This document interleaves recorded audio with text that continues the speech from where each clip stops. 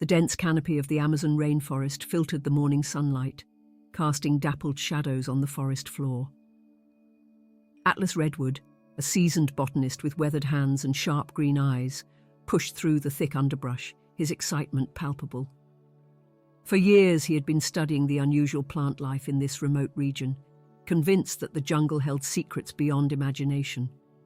Behind him, Wren Starling, his eager young research assistant, struggled to keep up, her notebook clutched tightly to her chest.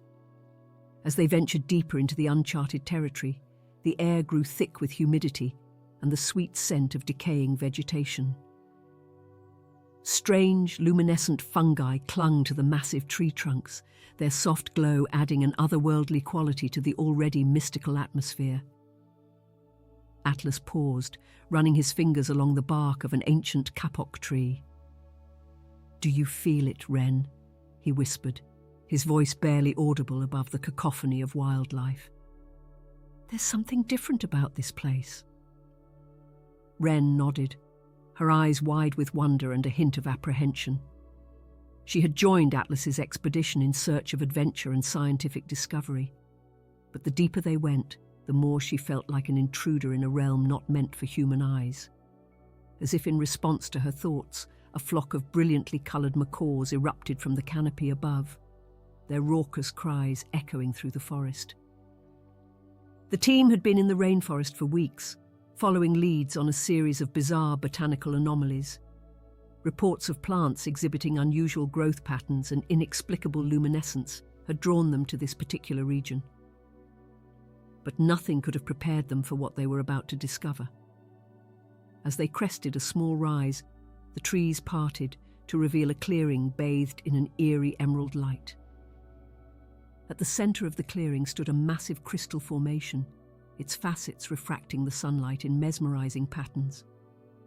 The crystal seemed to pulse with an inner life, tendrils of light dancing beneath its surface. Atlas approached cautiously, his scientific curiosity overriding his instinct for caution. As he reached out to touch the crystal's smooth surface, a low rumble emanated from deep within the earth, and the forest around them seemed to hold its breath. Little did Atlas and Wren know that their touch would awaken an ancient force, setting in motion a chain of events that would challenge the very notion of life itself.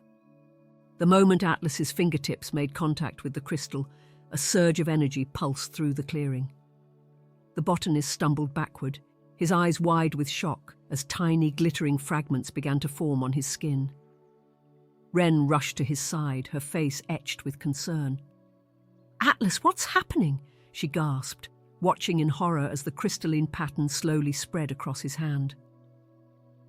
Over the next few days, a sense of dread settled over their camp. Atlas's condition worsened, the crystal growth accelerating despite their best efforts to halt its progress. Wren worked tirelessly, analysing samples and poring over their research notes, desperate to find a cure. It was during one of these late-night study sessions that Cinder Ashwood, their rugged survival expert, burst into the tent, his usually stoic demeanour shattered by panic. "You need to see this," Cinder panted, leading them to the edge of the camp. In the dim moonlight, they could see a group of local tribe members approaching, their bodies glittering with the same crystalline growths that afflicted Atlas. But unlike the botanist's pained expression, these people moved with an eerie grace, their eyes alight with an inner radiance that was both beautiful and terrifying. As the tribe drew closer, Wren noticed something extraordinary. The plants around the crystallized people seemed to reach out towards them, growing at an accelerated rate. It was as if the forest itself was responding to their presence. Atlas, now barely able to move, whispered hoarsely, "It's not a disease. It's a transformation." The revelation sparked a flurry of activity in the camp. While Cinder fortified their perimeter, wary of the transformed tribe members, Wren delved deeper into their research. She began to see patterns in the data they'd collected, subtle changes in the forest's behaviour that had begun long before they arrived. The crystal virus wasn't just affecting humans, it was changing the entire ecosystem. As dawn broke, the situation reached a fever pitch. The transformed tribe members had surrounded the camp, their crystalline bodies pulsing in unison with the giant crystal in the clearing. Atlas, now almost entirely encased in living crystal, spoke with newfound clarity. "I can hear it," he whispered, his voice resonating strangely. "The forest. It's alive. Truly alive." Ren and Cinder exchanged worried glances, the implications of Atlas's words sinking in. Suddenly, the ground beneath their feet began to tremble. Trees swayed and creaked, their roots writhing like serpents. The giant crystal in the clearing flared with blinding intensity, sending out waves of energy that washed over everything in its path. Ren felt a tingling sensation on her skin and watched in awe as tiny crystal formations began to bloom on her fingertips. Instead of fear, she felt a rush of exhilaration and understanding. As the transformation took hold, Ren's consciousness expanded. She could sense the vast network of life pulsing through the rainforest, every tree, every insect, every microbe connected in a complex dance of energy. Through this new awareness, she understood the truth. The crystal virus was the forest's last defense against the destruction wrought by humanity. It was turning people into living guardians, symbionts to protect and nurture the ecosystem. Cinder, still untouched by the crystal's influence, watched in horror as his companions changed before his eyes. He reached for his satellite phone, desperate to call for help, to warn the outside world. But as his fingers touched the device, vines burst from the ground, entwining around his arms. The forest itself was preventing him from interfering with its plan. In that moment of crisis, Atlas, now fully transformed, stepped forward. His crystalline form radiated power and serenity. "We have a choice to make," he said, his voice echoing with the wisdom of the forest. "We can fight this change and potentially destroy something miraculous, or we can embrace it and become part of something greater than ourselves." Ren, her transformation accelerating, nodded in agreement. Cinder, still struggling against the vines, looked from one to the other, torn between his human instincts and the undeniable wonder unfolding before him. The forest hummed with energy as the transformation spread. Cinder, still bound by the vines, watched in a mixture of awe and terror as Ren completed her metamorphosis. Her crystalline form shimmered with an inner light, her eyes now pools of emerald radiance. She turned to Cinder, her voice a melody of rustling leaves and flowing sap. "It's beautiful, Cinder," she said softly. "I can feel the heartbeat of every living thing in this forest. We're not losing our humanity, we're expanding it." Atlas, in his fully transformed state, began to explain the forest's desperate gambit.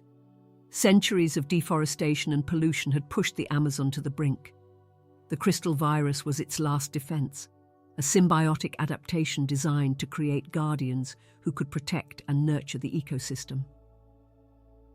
"We are becoming one with the forest," Atlas said, his voice resonating with the wisdom of ancient trees. "But the choice must be voluntary.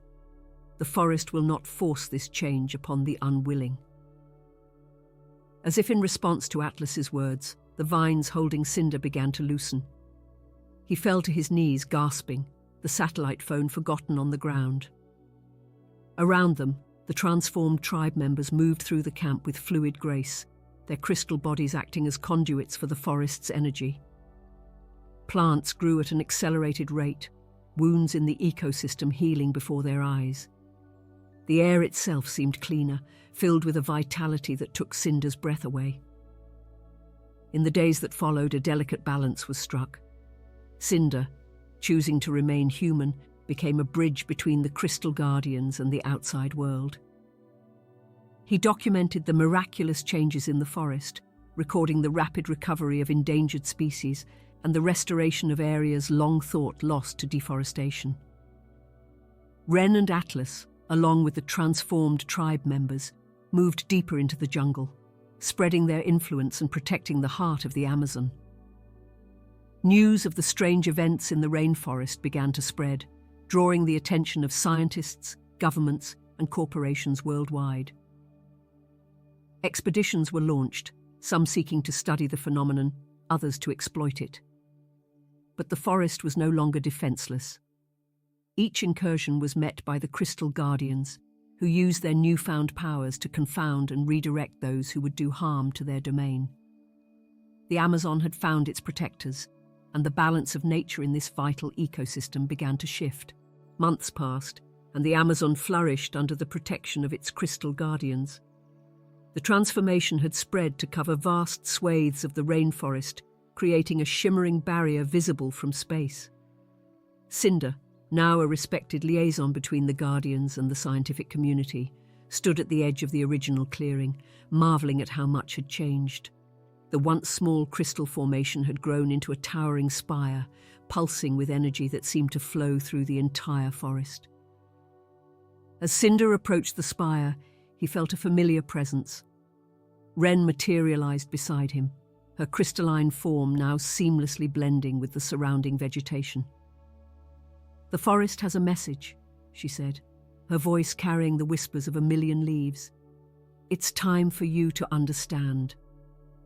She gently placed her hand on Cinder's forehead, and suddenly his mind expanded, connecting with the vast consciousness of the Amazon itself. In that moment of profound connection, Cinder finally grasped the full truth. The rainforest wasn't just alive, it was a single sentient entity, ancient beyond imagination. The crystal virus wasn't a recent development, but the forest's long-dormant immune system, awakened by the dire threat of human-induced climate change. Every tree, every plant, every crystal guardian was an extension of this vast living mind. The forest had created the virus as a last, desperate attempt to save itself, and by extension, the entire planet. As the realization washed over him, Cinder felt the forest's gratitude for his role in protecting it. But he also sensed its sorrow.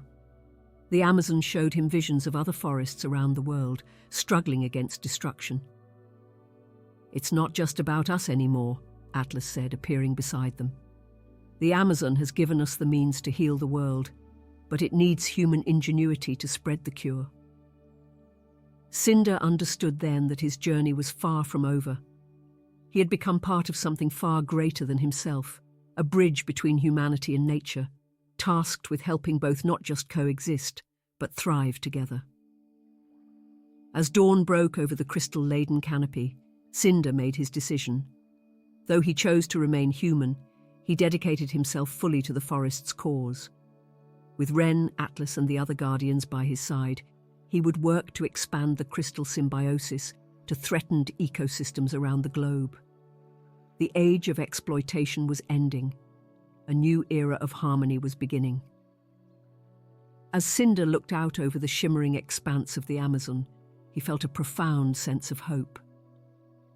The forest had gambled everything on this transformation, and against all odds, it had succeeded. Humanity had been given a second chance, and this time, they would be the guardians the Earth always needed.